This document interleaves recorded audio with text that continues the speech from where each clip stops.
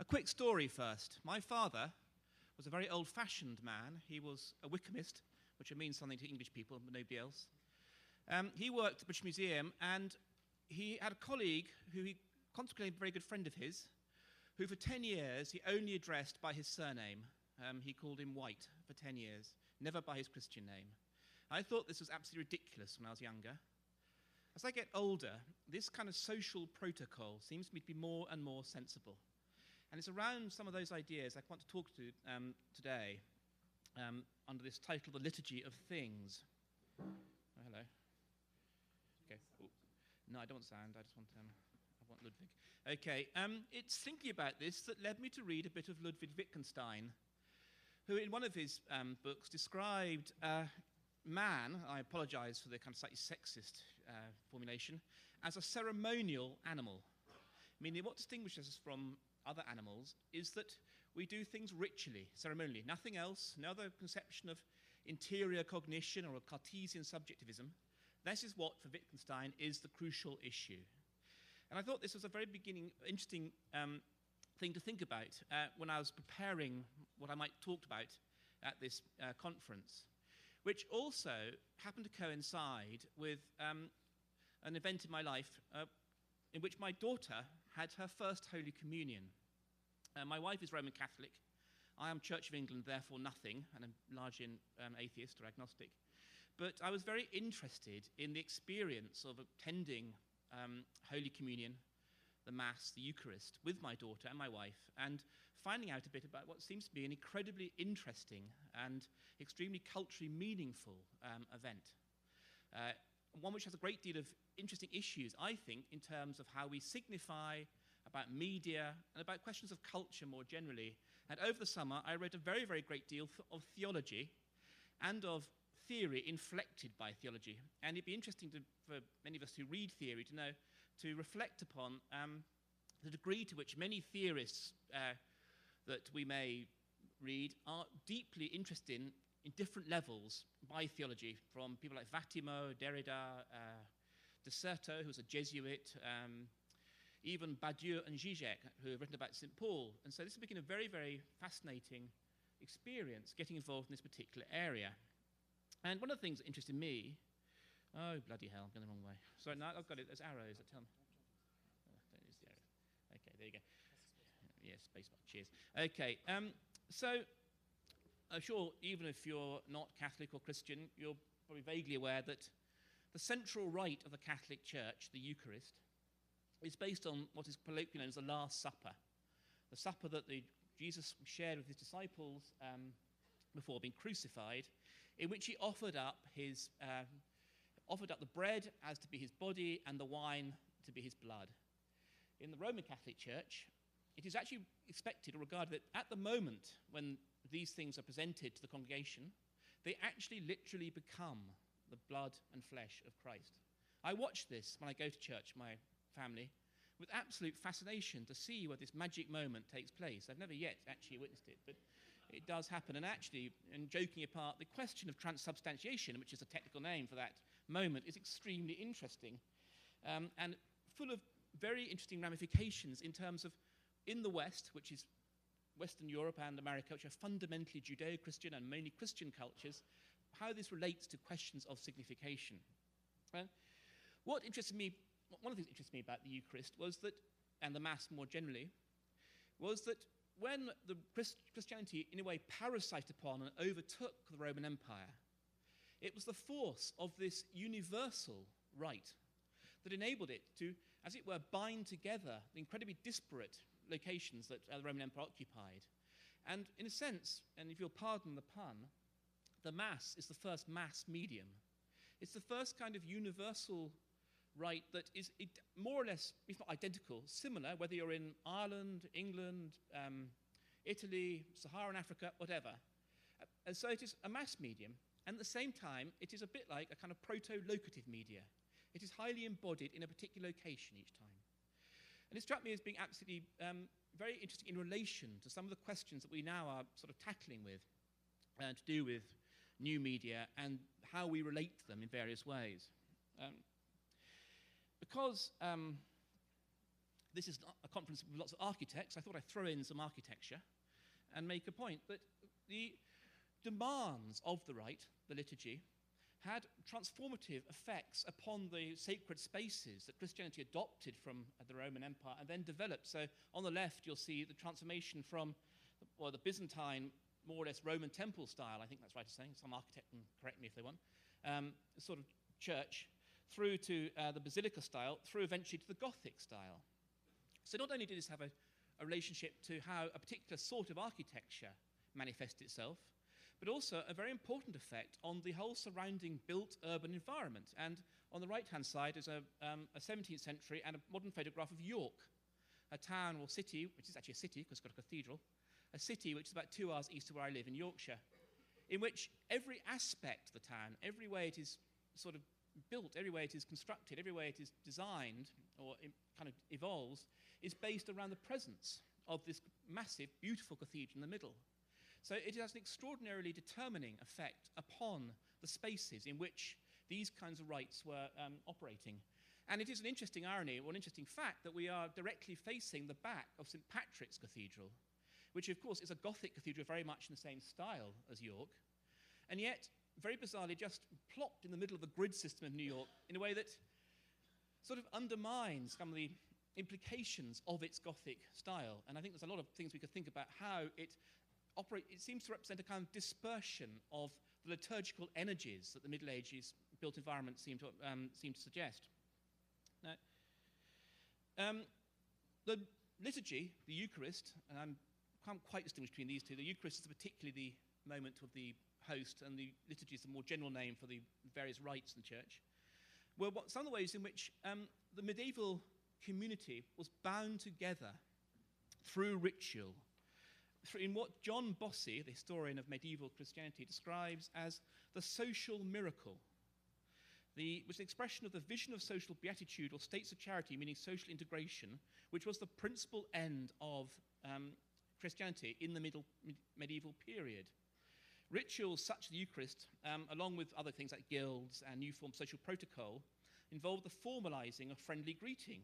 Say, for example, Bossy singles out Dante's greeting of Beatrice, which he says is not simply about the girl, but about the social universe as a whole, a love which instantaneously occupied the entire social field and burned away the passions of hostility felt towards any person within it. And Bossy's point here is that fundamental to Christianity in the Middle Ages, medieval period, was an attempt to, as it were, overcome the sort of state of natural violence, which was understood to be the human condition, and by certain contemporary theorists is still understood. Particularly, I'm thinking of René Girard, whose books on violence and sacrifice, and more generally on the notion of the scapegoat and sacrifice, are bound up with a Christian notion of an attempt to overcome the inherent violence that is part of what makes culture, what makes us human, that he sees as being particularly part of Christianity. Other people may differ, but that is Girard's argument.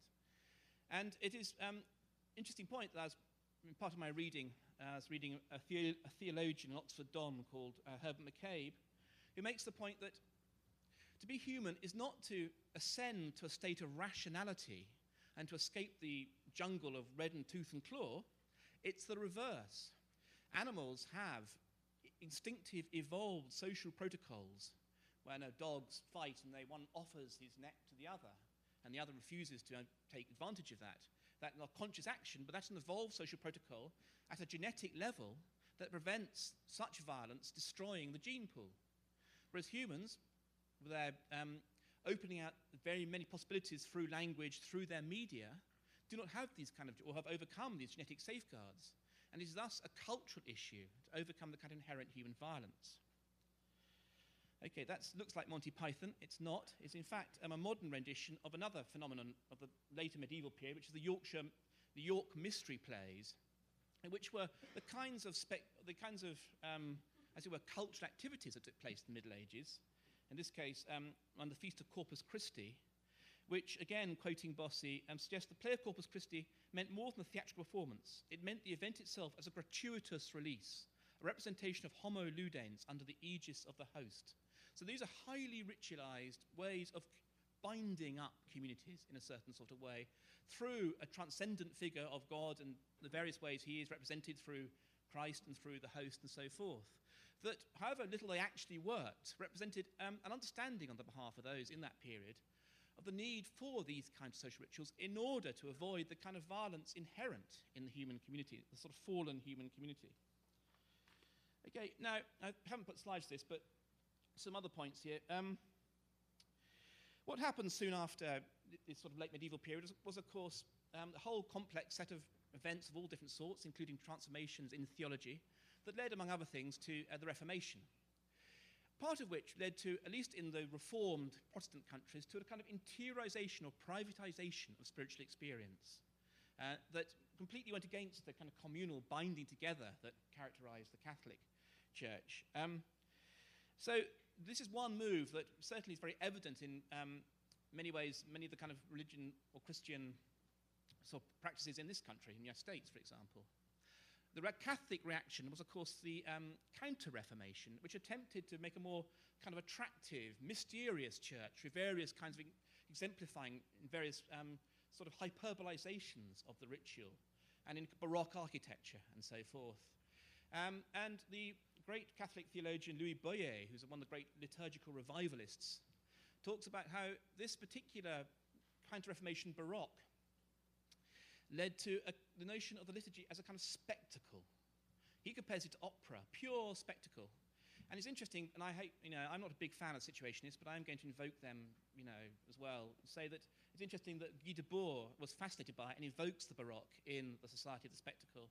And clearly that maybe one of the things you can see is that a certain kind of transformed or deformed liturgical impulse finds its expression in spectacularity, if you like. And looking at a photograph of people in cinema, I was thinking there is a kind of communion, if you like, a disembodied, disincarnated, spectacular communion of people all looking at the evidence of something, the real of some sort, but in a way that doesn't have the sort of binding or embodied quality that maybe you find in the liturgical practice. Okay, moving on. Marshall Mcluhan, Catholic convert, apparently daily communicant, he had Holy Communion every day, invokes Boyer in the Gutenberg Galaxy to talk about this notion of the kind of spectacle, and to suggest that, talk about the profound liturgical revival in our time that might be baffling without an awareness of the essentially oral character of the electric field. For Mcluhan, the liturgical revival was part of the, quote, simultaneous field of electronic information structures, which today reconstitutes the conditions and need for dialogue and participation, rather than specialism and private initiative in all levels of social experience. Now, like many people here, probably, I have a problem with aspects of Mcluhan, and I think that he is, can be a problematic thinker, but I think that is a very interesting sort of opening up of a certain question in a certain way at that very point in the Gutenberg Galaxy.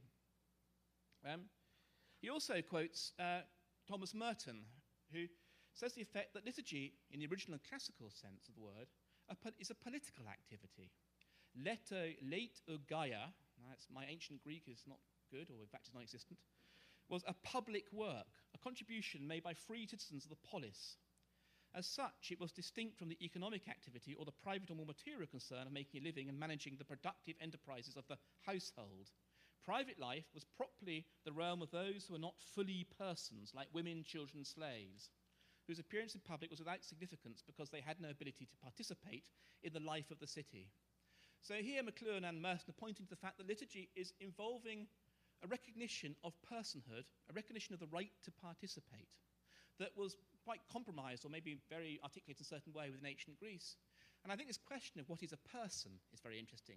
If you can exclude categories we take as being human persons, women, slaves, children, that of course is an extraordinarily dangerous route that enabled slavery, enabled quite possibly the Holocaust.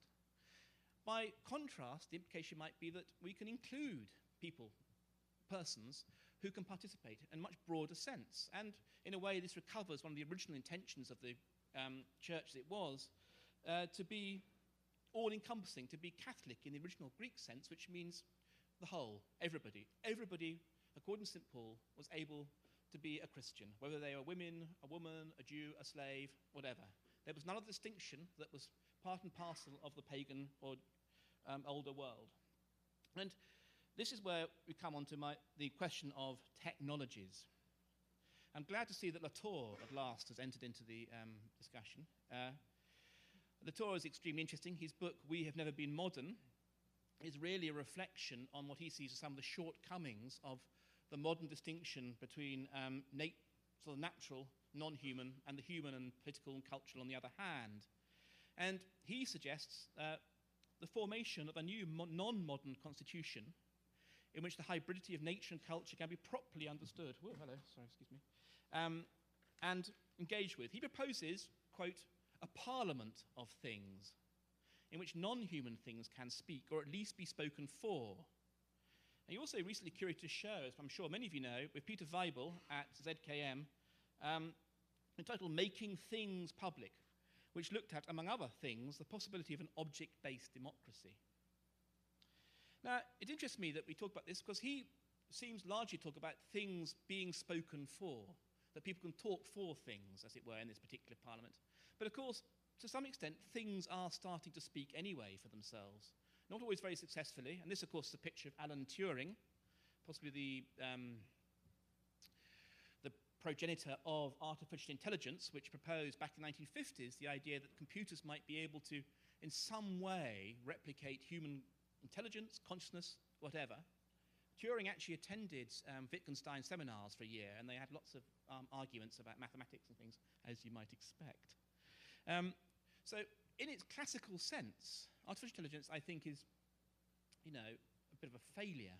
But it does have lots of interesting implications, and some of the more recent work by people like Rodney Brooks in robotics, for example, which looks at bottom-up ways of generating intelligence through much more embodied forms, is, shows it has got some interesting aspects to it.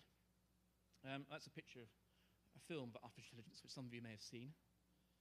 Of course, Turing is famous for positing the idea that what would constitute a test for intelligence is a machine was the famous Turing Test, which imagined oh, bugger, not serious.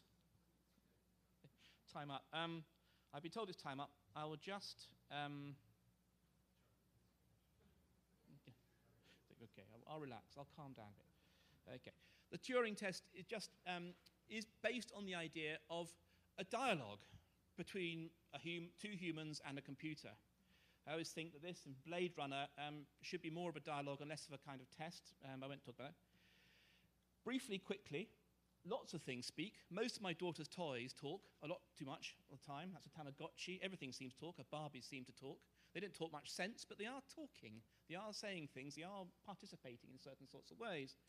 And of course, we're talking about things like the RFID, which is part of this so-called Internet of Things, so in comparison to Parliament of Things. And I just want to quickly say something I found on the famous plagiarists' encyclopedia, Wikipedia, to the effect that according to certain Christian groups, the RFID chip is now the new candidate for the mark of the beast as a sign of revelation, which in many ways I find less implausible than you might think.